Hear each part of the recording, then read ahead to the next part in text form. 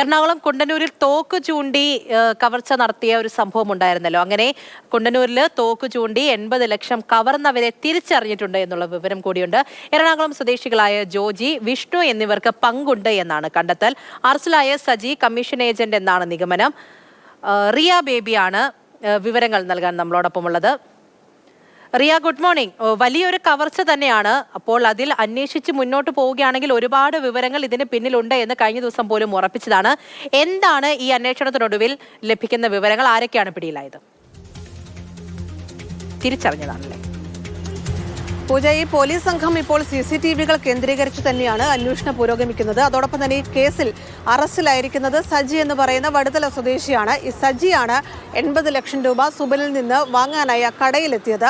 ഈ സജിയുടെ ഫോണുകൾ വിശദമായി തന്നെ പരിശോധിച്ചു വരുന്നു. ആ ഫോണിലുള്ള നമ്പറുകൾ കേന്ദ്രീകരിച്ചും അന്വേഷണം നടക്കുന്നുണ്ട്. 2 പേർക്ക് കൂടി പങ്കുണ്ട് എന്ന കാര്യമാണ് പോലീസ് സംഘം നിലവിൽ കണ്ടെത്തിയിരിക്കുന്നത്. എറണാകുളം സ്വദേശികളായ വിഷ്ണു, ജോജി ഇവർ 2 പേരും സജിക്കൊപ്പം ഈ കടയിലെത്തുകയും പണം എണ്ണി തിട്ടപ്പെടുത്തുന്നതിന് സജീവിന്റെ ഒപ്പം നിൽക്കുകയും ചെയ്തിരുന്നു. അങ്ങനെ പണം എണ്ണുന്നതിനിടയിലാണ് ഈ കവർച്ചാ സംഘം അവിടെ എത്തുകയും തോക്ക് ചൂണ്ടി പെപ്പർ സ്പ്രേ അടിച്ച് വടിവാൾ വീശി ഈ കട ഉടമയിൽ നിന്ന് 80 ലക്ഷം രൂപ തട്ടിയെടുത്ത് അവിടെ നിന്ന് രക്ഷപ്പെടുകയും ചെയ്തത്.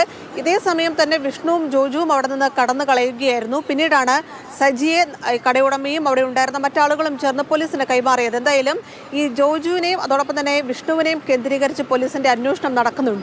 ഇവർക്ക് ഇതിൽ പങ്കുണ്ട് എന്നതാണ് പോലീസിന്റെ കണ്ടെത്തൽ. അതോടൊപ്പം തന്നെ 30 ലക്ഷത്തിലധികം രൂപ കൂടുതലായി നൽകാമെന്നതായിരുന്നു ഇവരുടെ ഒരു വാഗ്ദാനം. അങ്ങനെ ഒരു തട്ടിപ്പ് കൂടി ഇതിന്റെ ഭാഗമായി നടക്കുന്നുണ്ടെന്നാണ് പോലീസിന്റെ കണ്ടെത്തൽ. അതടക്കമുള്ള വിവരങ്ങൾ വരും മണിക്കൂറുകളിൽ പുറത്തു വരും. എന്തായാലും പോലീസിന് ചില സൂചനകൾ ലഭിച്ചിട്ടുണ്ട്.